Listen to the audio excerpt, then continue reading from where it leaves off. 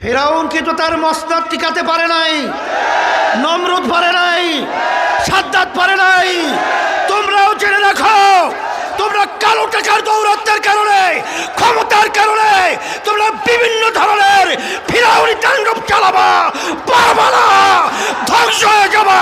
হাত পাখা মুফতি ফয়জুল করিমকে বিজয় করবি ইনশাআল্লাহ। আজকে আমি এখানে আসার পরেও তো চিত্র তাই দেখি। মহান রব্বুল আলামিনের দরবারে এই ঠান্ডার ভিতরে কষ্ট করে আমরা নির্বাচনী জনসভায় উপস্থিত হতে পেরেছি, শুকরিয়া তার বলি আলহামদুলিল্লাহ।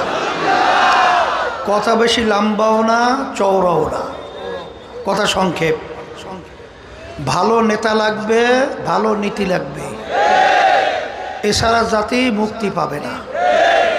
এক কথায় ভালো নেতা চাই, ভালো নীতি চাই, এছাড়া জাতির মুক্তি নাই। 2026 12ই ফেব্রুয়ারি জাতীয় নির্বাচন হবে। এই নির্বাচনে যেই রাজনীতি দলগুলো প্রতিদ্বন্দ্বিতা করছে, বিএনপি সহ তাদের সঙ্গে যারা জোটবদ্ধ রয়েছে, জামাতের নেতৃত্বে যারা জোটবদ্ধ হয়েছে, তারা কেউ কিন্তু ইসলাম চায় না। পরিষ্কার, আর নতুনভাবে ব্যাখ্যা দরকার নাই। একটাই দল বাংলাদেশে এই 26-2000 নির্বাচন করতেছে, 12ই ফেব্রুয়ারি নির্বাচন হবে। আমাদের পরিষ্কার কথা হলো, আমরা ইসলাম অনুযায়ী দেশ চালাতে চাই। অনেকে ইসলাম শুনলে ভয় পায়, ইসলাম শান্তি, কিন্তু বিজাতিরা ইসলাম বিদ্বেষী চক্ররা আমাদের কাছে এমনভাবে উপস্থাপন করেছে, অনেকে মুসলমান সন্তান আমরা ইসলামের কথা শুনলেও ভয় পাই। ব্যাখ্যা দরকার নেই, রাত্র অনেক হয়ে গেছে। একটা উদাহরণ দিলে আপনারা হয়তোবা পুরোটা বুঝতে পারবে। আমির ছিলেন ওমর ফারুক রাদিয়াল্লাহু তাআলা আনহু, অর্ধেক দুনিয়ার রাজত্ব করলেন, বাংলাদেশের মতো প্রায় 200 দেশের রাজা। জেরুজালেম রওনা করছেন, আমির উটের পিঠে আর গোলাম উটের রশি টানছে। আমির চিন্তা করলেন, আমি আমির, কিন্তু আমিও তো মানুষ, আর যে উটের রশি টানছে গোলাম, সেও তো মানুষ।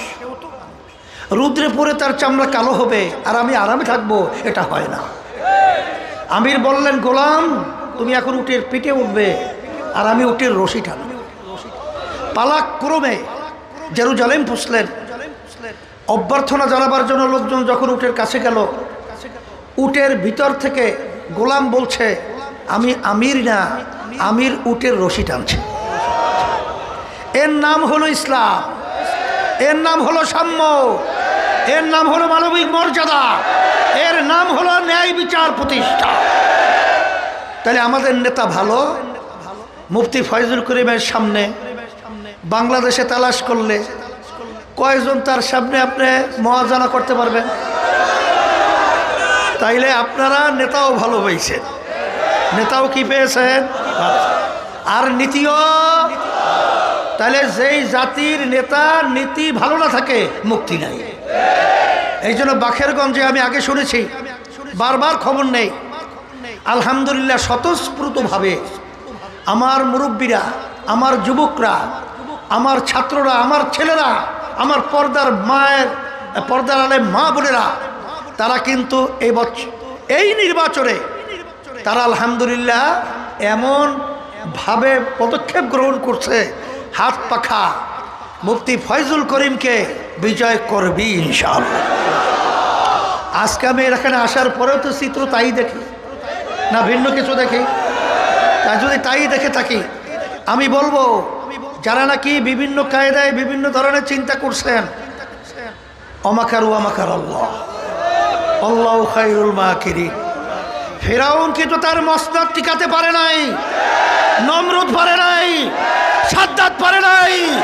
তোমরাও জেনে রাখো, তোমরা কালো টাকার দৌরাত্মের কারণে, ক্ষমতার কারণে তোমরা বিভিন্ন ধরনের ফিরাউনি তাণ্ডব চালাবা, পারবা না, ধ্বংস হয়ে যাবা। এই বাখেরগঞ্জে ফয়জুল করিম বিজয় হবে ইনশাআল্লাহ। তাই সেই দিক থেকে আমি সকলকে বলবো, সব খেলা তো আল্লাহর হাতে। ইসলামী আন্দোলনকে আল্লাহ রাব্বুল আলামিন সর্বদিক থেকে হেফাজত করেছেন। সারা দেশের ভিতরে হাত পাখা প্রতীকের জোয়ার উঠেছে। সবাই আজকে একত্রিত হয়ে হাত পাখা বিজয়ের জন্য আলহামদুলিল্লাহ সর্বত্র তারা নেমে গেছে। আমি আপনাদের কাছে ওয়াদা এই নিতে চাই, এই বাখেরগঞ্জ বলতে গেলে আমাদের মনের একটা আন্তরিকতার ঘাঁটি। বিভিন্ন ইউনিয়নে কিন্তু আপনারা আমাদের চেয়ারম্যানদেরকে বিজয় করছিলেন, হয়তোবা কিছু কারণে বিজয় হতে পারে না, সিনাইয়া নিয়ে গেছে। সেই হিসাবে আমি বলছি বাখেরগঞ্জে 12 ফেব্রুয়ারি নির্বাচনে মুফতি ফয়জুল করিম আল্লাহর রহমতে বিজয় করার জন্যে এই 2টা দিন আমরা এবং হাত পাখা প্রতীকের ভোট 12 তারিখে ফল না নিয়া কেন্দ্র ছাড়বো না। আমার ভাইদের কাছে যাব, মা বোনদের কাছে যাব, আমরা রুটিন পরিবর্তন করব। দিনকে দিন বলা যাবে না, রাত্রকে রাত্র বলা যাবে না। এই জন্য আমরা চেষ্টা করার জন্য, বিজয় করার জন্য কে কে রাজি হাত উঠায়? সবাই হাত উঠে আল্লাহ দেখুক, আল্লাহ আপনি দেখেন, আল্লাহ আপনি কবুল করে নেন। আলহামদুলিল্লাহ আমি আমার ছোট ভাই মুফতি ফয়জুল করিমের হাতে, তার মতো একজন লোক যদি সংসদে যায়, আল্লাহর আমাদের দেশের উপকার হবে, ইসলামের উপকার হবে। আর ইবলিস উমর রাদিয়াল্লাহু তাআলা দেখলে শয়তান ভয়তে পালাইতো, আর আল্লাহর আমাদের মুফতি ফয়জুল করিম এমপি হলে দুর্নীতিবাজ এরকম পালাবে, জালেমরা এরকম পালাবে ইনশাআল্লাহ। আমি হাত পাকা প্রতীক তার হাত উঠিয়ে দিয়ে আপনাদের সামনে আমানত হিসাবে রেখে গেলাম। আল্লাহ রাব্বুল আলামিন যেন 12 ফেব্রুয়ারি 2026 জাতীয় নির্বাচনে তাকে বিজয় করে ফুলের মালা যেন আল্লাহ রাব্বুল আলামিন তার গলায় পরিধান করায়া দেয়।